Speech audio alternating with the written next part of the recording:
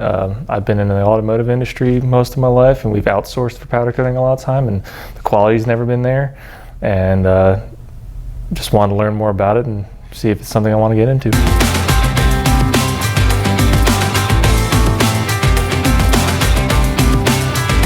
How easy it is, for sure.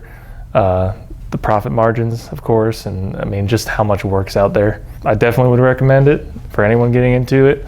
I looked around at other training courses for powder coating. A lot of them were more expensive. They were over a week long. This condenses everything. It's into easily digestible, segments. It's 2 days. It's really affordable, and you get a lot out of it.